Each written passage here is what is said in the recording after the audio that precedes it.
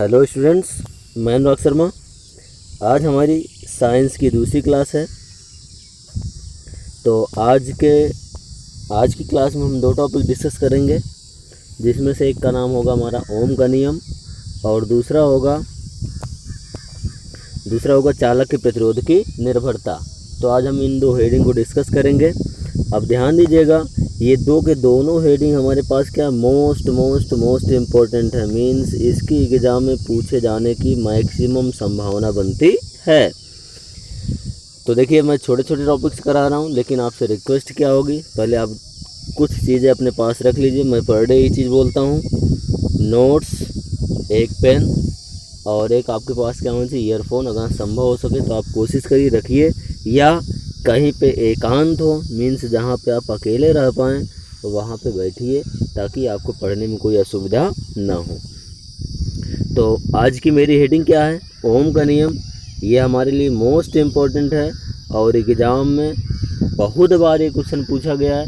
तो आइए, पहले मैं आपको 1 से 2 बार समझाने की कोशिश करूँगा, फिर जब मैंने यहाँ थ्योरी लिखा फिर उसको हम देख लेंगे, ठीक है ना। अब ध्यान सुनिएगा, ओम का नियम तैयार करने के लिए आपको पहले दो चीज़ें तैयार होनी चाहिए, भी और आई। क्या लिखा गया है, भी प्रोपोर्शनल आई। अब ध्यान से सब लोग सुनिएगा, भी क्या है, विभवांतर है। भी क्या है, विभवांतर।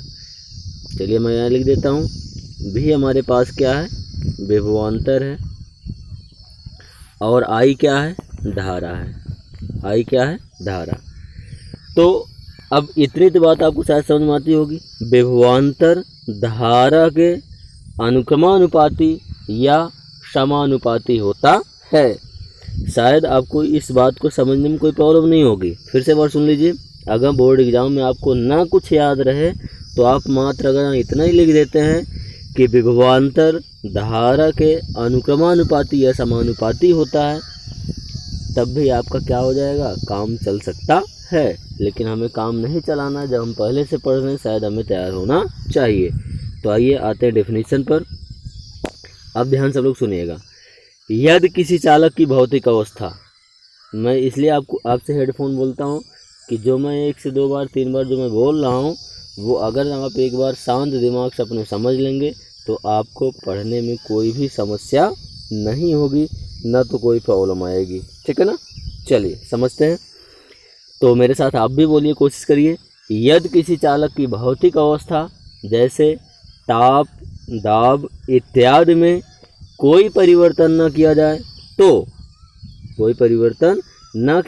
तो उसके सिरों पर लगाया गया विभवांतर, भी आपको दिख रहा है, उसके सिरों पर लगाया गया विभवांतर उसमें बहने वाली धारा के क्या होता है, अनुक्रमानुपाती या समानुपाती होता है। शायद आपको कोई दिक्कत नहीं होगी। मैं एक बार डेफिनेशन यही फिर से बोलता हूँ, फिर से आप मेरे साथ बोलेंगे। यदि किसी चालक की भौतिक अवस्था जैसे ताप, दाब इत्यादि में कोई परिवर्तन न किया जाए तो चालक के सिरों पर लगाया गया विभवांतर उसमें बहने वाली धारा के अनुक्रमानुपाती या समानुपाती होता है। अब आपकी इच्छा, चाहे आप इस डेफिनेशन को लिखिए या जो भाई आपकी कॉपी में लिखा गया, आप देख सकते हैं क्या लिखा गया है।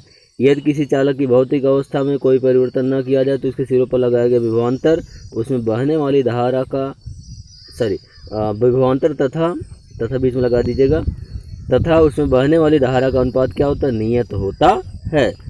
अब शायद 2 से 3 बार मैंने आपको बता दिया हुआ है। अब आपको इस लाइन में कोई प्रॉब्लम नहीं आनी चाहिए। भी तो कन्फर्म हो चुका होगा, भी क्या है, विभवांतर है। विभवांतर का मात्रक क्या होता है, बोल्ट होता है। विभवांतर का मात्रक क्या होता है, बोल्ट होता है। चलिए मैं यहाँ लिख भी देता हूँ, आपको पता होना चाहिए। अब भैया ध्यान दीजिए, मैं क्यों ऐसा बार बार बोल रहा हूँ, इससे हमारा न्यूमेरिकल बनता है। तो विभवांतर का मात्रक क्या होता है, बोल्ट।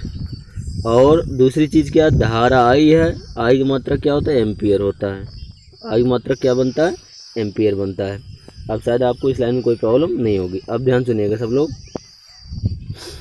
अगले स्टेप में क्या किया गया है, प्रोपोर्शनल को हटा दिया गया है।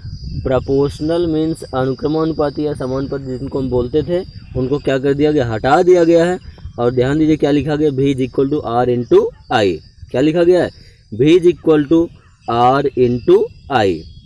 अब R क्या है, तो यहाँ देखिए नीचे लिखा गया है, जहाँ R एक नियतांक है जिसे हम क्या कहते हैं, प्रतिरोध कहते हैं। R क्या एक नियतांक है जिसे हम क्या कहते हैं, प्रतिरोध कहते हैं। अब बताइए, आप दिमाग अपना लगाइए, R हमको यहाँ से निकालना है, हमें क्या करना है, R की वैल्यू यहाँ से निकालनी है। तो यहाँ I क्या है, गुणे में है, इधर क्या बन जाएगा, भाग में V अपान आई। तो वही देखिए नीचे लिखा गया R इज इक्वल टू क्या, V अपान आई।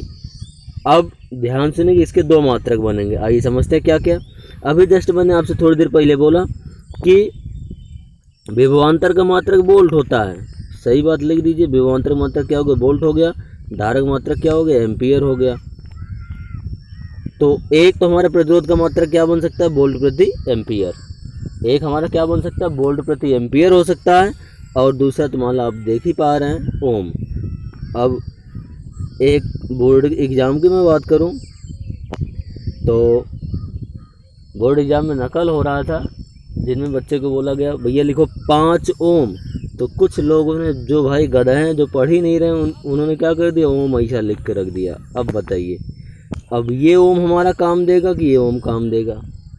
तो इसलिए सीरियस होकर पढ़िए, आपको कोई प्रॉब्लम नहीं आएगी। अब देखिए कितना सिंपल था ओम का नियम। चलिए जल्दी जल्दी एक बार आप भी बोलिए, मैं भी बोलता हूँ। क्या चीज़, यदि किसी चालक की भौतिक अवस्था जैसे ताप, दाब इत्यादि में कोई परिवर्तन न किया जाए तो चालक के सिरों पर लगाया गया विभवांतर उसमें बहने वाली धारा के अनुक्रमानुपाती या समानुपाती होता है।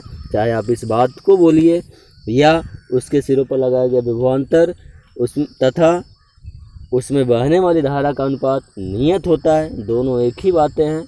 आपको कोई इसमें समस्या नहीं होनी चाहिए। बस ये इतना सिंपल सा है। कभी कभार ये 2 नंबर का, कभी कभार ये 4 नंबर का भी बन सकता है। क्या हम आगे बढ़ सकते हैं? प्लीज़, मैं आपसे बार बार बोलता हूँ, अगर आपको कोई बात नहीं समझ में आ रही है तो प्लीज़ आप हमें कमेंट करिए, ताकि मैं आपकी हर समस्याओं का समाधान कर सकूँ। आते हैं दूसरी हेडिंग, देखते हैं क्या लिखा गया है। चालक के प्रतिरोध की निर्भरता। चालक के प्रतिरोध की निर्भरता, ये भी हेडिंग काफ़ी बार पूछी गई है। या ऐसा न पूछकर, ध्यान दीजिए, वैसे इम्पोर्टेंट ये भी रखता है। या ऐसा न पूछकर एग्जाम में आपसे क्या बोल सकता है, विशिष्ट प्रतिरोध। क्या बोल सकता है, विशिष्ट प्रतिरोध या प्रतिरोधकता क्या होती है, इसकी आप परिभाषा बताइए। कम से कम 2 नंबर में आएगा एग्जाम में ये। तो इसलिए हमारे पास ये भी हेडिंग क्या हमारे लिए इम्पोर्टेंस रखती है। आइए समझते हैं। अब आपकी हेडिंग क्या है, चालक के प्रतिरोध की निर्भरता। तो पहले आप एक लाइन अपने नोट्स में लिख लेंगे क्या, कि चालक का प्रतिरोध निम्न बातों पर निर्भर करता है। फिर से, चालक का प्रतिरोध निम्न बातों पर निर्भर करता है। आप ध्यान सुनिएगा, पहले एक बार सही समझ लीजिएगा, फिर अपना नोट्स आप तैयार करिएगा। चलिए समझते हैं। तो हमारी पहला पॉइंट इसमें क्या होगा, चालक तार की लंबाई पर। आपकी हेडिंग क्या होगी, आप इसके अंदर हेडिंग क्या डालेंगे, पहले चालक तार की लंबाई पर। तो आपको लिखना क्या है, ध्यान समझिए कि इस थ्योरी के बारे में लिखा गया ना, आर प्रोपोर्शनल यल। बताइए आर क्या था, आर पीछे हमारा था प्रतिरोध, यल क्या है, लंबाई। तो बताइए आप डिफिनीशन क्या बोलोगे इसके रिगार्डिंग, आप बोलेंगे प्रतिरोध तार की लंबाई के अनुक्रमानुपाती या समानुपाती होता है।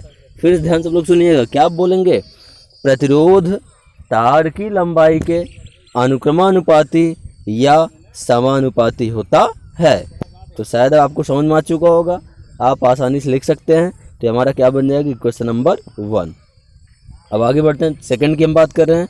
आप तुरंत अपने नोट्स में सेकंड हेडिंग डालेंगे, चालक के परिच्छेद क्षेत्रफल पर। चालक के परिच्छेद क्षेत्रफल पर। अब ध्यान दीजिएगा, आर क्या प्रतिरोध है, ए क्या है क्षेत्रफल है। आर क्या है प्रतिरोध है और ए क्या है क्षेत्रफल है।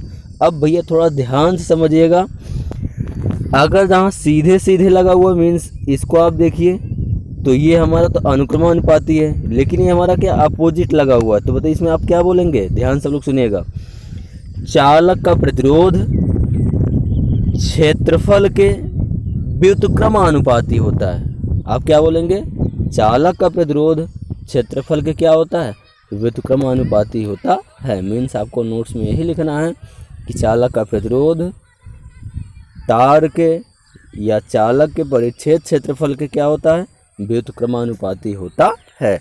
अगर आप व्युत्क्रमानुपाती नहीं लिख पा रहे हैं तो एक बार देख लीजिए कैसे आपको लिखना है। तो ध्यान से आप लोग देख लीजिए एक बार, व्युत्क्रमानुपाती,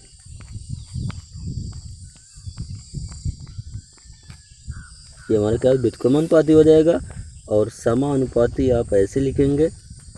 अब भैया कोई भूल के खुरापाती मत लिख देना, ठीक है ना, नहीं तो खुरापाती लिख के रख डालो। चलिए आते हैं। तो शायद आपको दोनों हेडिंग समझ में आ चुकी हैं, सबकी थ्योरी क्लियर हो चुकी है। चलिए एक बार चलिए हम फिर से रिवाइज करते हैं। पहले बताइए आप क्या लिखेंगे, चालक का प्रतिरोध तार की लंबाई के अनुक्रमानुपाती या समानुपाती होता है। आपका क्वेश्चन नंबर 1 बन गया। ऐसे दूसरे में बताइए क्या लिखेंगे आप, चालक का प्रतिरोध क्षेत्रफल के व्युत्क्रमानुपाती होता है। तो समीकरण 1 बन गया, समीकरण 2 बन गया। आपको दोनों समीकरण में कोई भी समस्या नहीं होगी या कोई भी प्रॉब्लम आपको नहीं है। अब देखिए बताइए आगे क्या लिखा गया, समीकरण 1 व 2 को मिलाने पर, समीकरण 1 व 2 को मिला दिया गया। अब ध्यान सब लोग सुनिएगा, बायां पक्ष मीन्स लेफ्ट हैंड साइड देखेंगे आप, आर ही पड़ा हुआ है। क्या है लेफ्ट हैंड साइड, आर। तो देखिए लेफ्ट हैंड साइड क्या लिख दिया गया, आर लिख दिया गया। इसमें किसी कोई दिक्कत। अब ध्यान दीजिए यल आपका ऊपर था, ए आपका नीचे है। तो देखिए यल को ऊपर लिख दिया गया है और ए को क्या किया गया है, ऊपर ही रख दिया गया है। इस लाइन में क्या आपको कोई समस्या, मीन्स अंश और हर आपको समझ में आता होगा। तो अंश में यल को लिख दिया जाएगा और हर में किसको लिख दिया गया है, ए को लिख दिया गया है। अब ध्यान सब लोग समझिए, जैसे पीछे प्रोपोर्शनल हटाया गया, कोई ना कोई कांस्टेंट लगाया गया, ऐसे ध्यान सुनिएगा यहाँ पे हमने प्रोपोर्शनल को हटा दिया और क्या कांस्टेंट लगा दिया गया, रो। ये क्या चीज़ है, रो। अब भाई सी बात तो कोई रोने मत लगना, नहीं पता लगा ये भी समस्या हो। तो चलिए ध्यान समझते हैं, ये मेरे पास क्या है, रो। अब रो को हम क्या बोलते हैं, यहाँ लिखा गया आपका नीचे, रो क्या एक नियतांक है जिसे हम क्या कहते हैं, विशिष्ट प्रतिरोध या प्रतिरोधकता कहते हैं। अब आप यहाँ थोड़ा समझ लीजिए भैया क्या आप लिखोगे। चलिए शायद ये लाइन आपको समझ में आ रही होगी, R is equal to rho times of L upon A. अब आपको यहाँ से निकालना क्या है, रो की वैल्यू। तो बताइए आप रो की वैल्यू क्या निकालेंगे। अब ध्यान, जितनी चीज़ें इधर मल्टीप्लाई में उधर क्या डिवाइड में चली जाएंगी। मीन्स ए हमारा नीचे है तो इधर क्या क्या हो जाएगा, गुणे में चला जाएगा। और एल हमारा अंश में था, मीन्स ऊपर था, कहाँ चला जाएगा, हर में चला जाएगा। मीन्स ये बात आपको समझ में आ चुकी होगी। रो इज इक्वल टू क्या हो जाएगा, R into A upon L.